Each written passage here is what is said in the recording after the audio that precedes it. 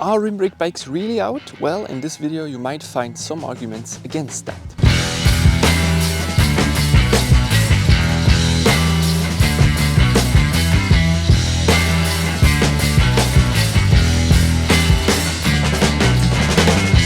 My kind Strava account, which neatly gathers all my data, actually told me that I've accumulated over 10,000 kilometers on my Sarto Asola right here. And for those of you who haven't seen it before, it's built up with a Campagnolo Super Record 12 speed. And yes, you've seen it right, it's fully mechanical. And yes, also it is rim brake. And after 10,000 kilometers on it, I think I have quite the feedback for it. As you can see, I wasn't babying this bike. Quite the opposite actually. I've used it to train in the rain, in the snow. I've raced it and I've used it as a Swift bike over this winter, and let's just say there were some hours spent on it. Let's first of all and quickly go over the specs of this bike. I use a compact crankset and 11 to 32 cassette at the moment.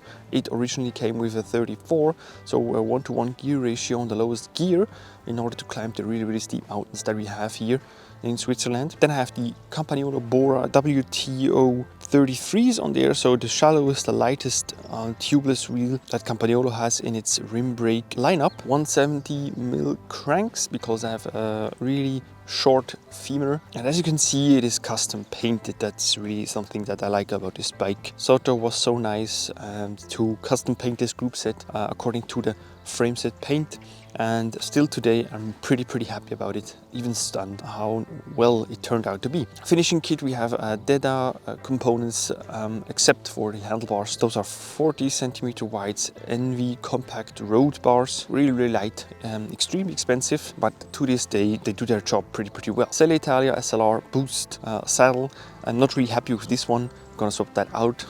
But I wanted to test it. The cutout is really nice, so you never really have a pressure on the bad points. However, for the rest of it, I'm not really a fan. It tends to creak a lot because it seems to come loose at this point right here, which isn't a bottom bracket on the frame set. Pretty long living, easy to service, also cheap to service, I believe. Continental GP 5000 STR in a 25mm width, not 28. I will get to that later in the video. So you have the rough setup of this bike. Of course, it's a custom geometry, so I can't really give out a size, but it would be around a size 50, I believe. So maybe a size S. I run the Favero Asioma dual-sided power meter pedals, really nice, without having to swap more components over. So how did I find those 10,000 kilometers on this bike? Well, I believe that the bike still today is top notch. It handles superbly, it is super reactive, it is light, it is smooth rolling, it shifts like a dream, it brakes fairly well in the dry, and once those brake pads and rims are nicely warmed up. So still to this day, I absolutely love to ride this bike because it's just so easy going, and I haven't felt that on many bikes that I've ridden, to be honest. Let's go over the big pluses on this bike and on rim brake bikes in general. With rim brakes, you tend to have less trouble. In my experience, I've been a mechanic for maybe 12 years now, so I think it's fair to say that I've seen quite some stuff. The verdict is always rim brake bikes are just less of a hassle, less trouble, less expensive, faster and easier serviced. So instead of a bleed of your brakes that I would recommend you do every season, you can just do a whole cable swap, so cables and cable housings. I would recommend to do that at least every season if you ride a lot, or every 2 to 3 seasons if you are a recreational rider who does like 3,000 to 5,000 Ks on your road bike. You have no batteries to charge if you have a fully mechanical setup, which is also one less thing to worry about, because if you have lights, if you have a bicycle computer, if you have power meter pedals, you already have like 3 to 4 things to charge up to worry about. So you don't want an additional really important point, i.e. your shifting, that you need to charge up. As I said, the service is faster, i.e. it is cheaper. Everything from swapping the brake pads, from cleaning and lubricating brake caliper, swapping the cables, lubing the cables, everything is just so much faster and easier done. So for someone who doesn't want to spend a whole lot of money on bicycle maintenance, this would be the way to go. Of course, I have internal cable routing on this bike right here, but I believe it's still faster to to swap out cables, to service the cables, because you still have externally routed cables on your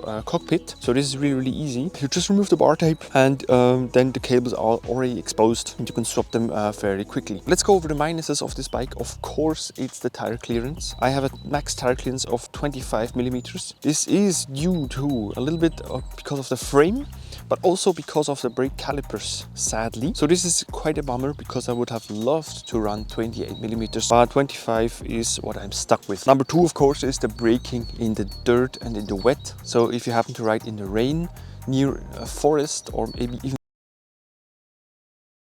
on the road, or just in general in the winter in the wet, the braking isn't good. So that's no secret. Of course, disc braking will be better because you always have this moment when you have been riding for quite some time without braking and you want to brake. You just have to wait like 1 or 2 rounds and let the wheel spin and remove the dirt from the braking surface, and only then will the brake be able to grab, because before it will just grab the dirt and basically be sliding. This is especially scary during a race in the rain, for instance, because then everything is faster. So average speeds already are faster, but also the braking, the reaction of the guys in front and behind you, everything will be faster and just more nervous. So if you want to brake in this instant and you just feel that actually the bike does no braking at all, this can be pretty scary. So you have to anticipate that and really get used and comfortable with those brakes.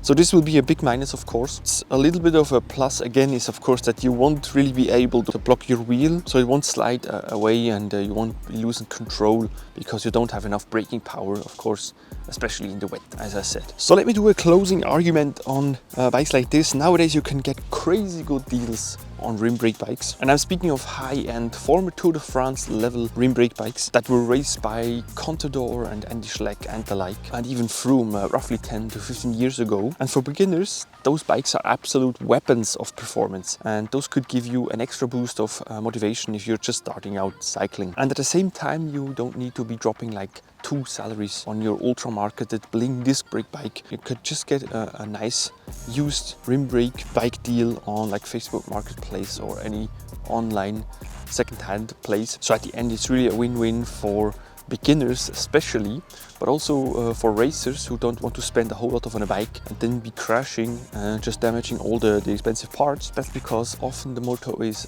race what you can replace, right? So if you race mechanical Ultegra 11 speed, it will be cheap and easy to replace, easier than like a SRAM Red E-Tap or the new 12-speed Dura-Ace. So thank you so much for checking out this video. And as I said, if you consider to get a bike for a good deal, or if you're just starting out racing or cycling in general, getting one of those bikes will be a really big advantage. So for the end, I would like to just show you the freehub sound of this bicycle.